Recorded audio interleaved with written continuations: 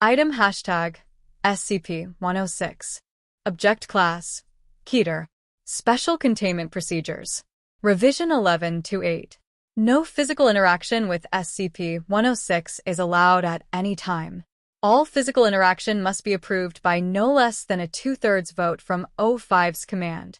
Any such interaction must be undertaken in AR2 maximum security sites after a general non-essential staff evacuation. All staff, research, security, Class D, etc., are to remain at least 60 meters away from the containment cell at all times, except in the event of breach events. SCP-106 is to be contained in a sealed container, comprised of lead-lined steel.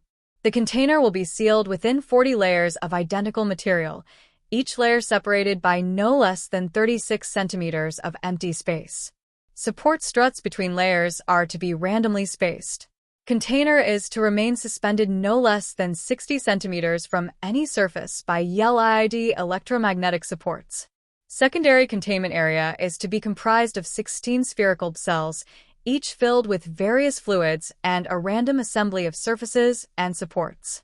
Secondary containment is to be fitted with light systems capable of flooding the entire assembly with no less than 80,000 lumens of light instantly with no direct human involvement.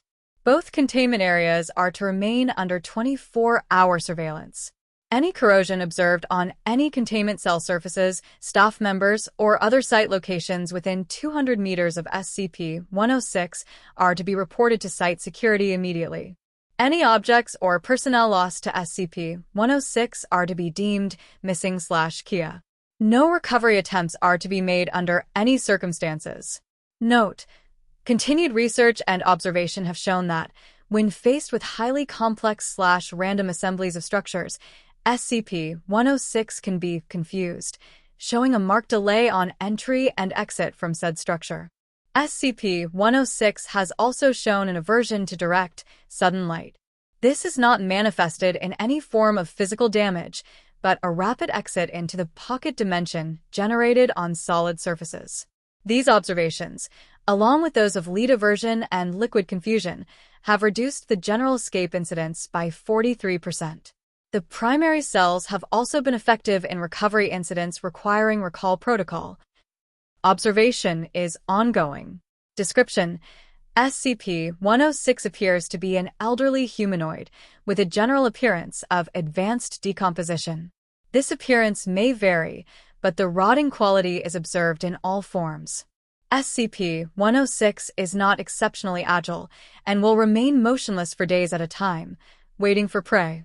SCP-106 is also capable of scaling any vertical surface and can remain suspended upside down indefinitely.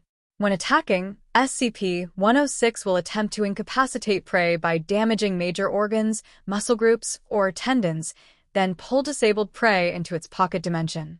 SCP-106 appears to prefer human prey items in the 10 to 25 years of age bracket. SCP-106 causes a corrosion effect in all solid matter it touches, engaging a physical breakdown in materials several seconds after contact. This is observed as rusting, rotting, and cracking of materials and the creation of a black, mucus-like substance similar to the material coating SCP-106. This effect is particularly detrimental to living tissues and is assumed to be a predigestion action.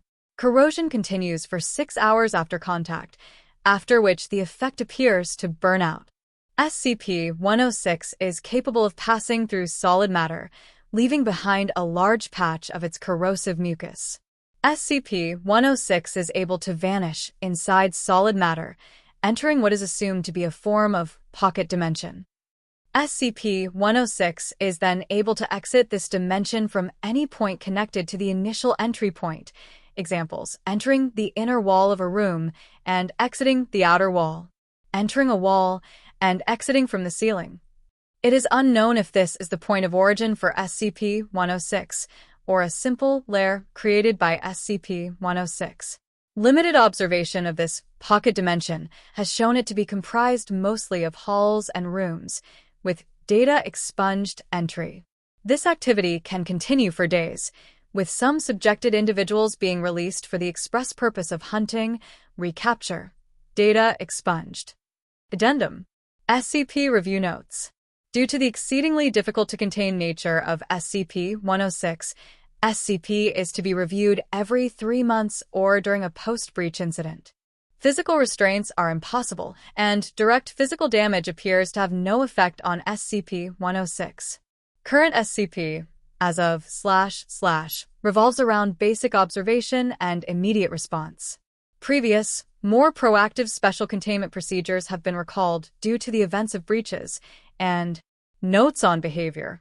SCP-106 appears to go through long periods of dormancy, in which it will remain completely motionless for up to 3 months. The cause for this is unknown. However, it has been shown that this appears to be used as a lulling tactic. SCP-106 will emerge from this state in a very agitated state and will attack and abduct staff and cause gross damage to its containment cell and the site at large. Recall Protocol. Data expunged. SCP-106 appears to hunt and attack based on desire, not hunger. SCP-106 will attack and collect multiple prey items during a hunting behavior event, keeping many alive in the pocket dimension for extended periods of time. SCP-106 has no determinable limit and appears to collect a random number of prey items during an event. The inner dimension accessed by SCP-106 appears to be only accessible by SCP-106. Recording and transmission devices have been shown to still operate inside this dimension, though recordings and transmissions are very degraded. It appears that SCP-106 will play with captured prey and appears to have full control of time, space, and perception inside this dimension. SCP-106 appears, data expunged. Recall Protocol. In the event of a breach event by SCP-106, a human within the 10 to 25 years of age bracket will be prepped for recall, with the compromised containment cell being replaced and restored for use. When the cell is ready, the lure subject will be injured, preferably via the breakage of a long bone, such as the femur, or the severing of a major tendon, such as the Achilles tendon. Lure subject will then be placed in the prepped cell, and the sound emitted by said subject will be transmitted over the site public address system. SCP-106 will typically begin to gravitate toward the lure subject within 10 to 15 minutes after hearing the subject. Should SCP-106 not respond to the initial broadcast, additional physical trauma is to be administered to the lure subject at 20-minute intervals until SCP-106 responds. Multiple lure subjects may be used in the case of major breach events. SCP-106 will typically enter a dormant state after finishing with a lure subject. In addition, subjects may data expunged.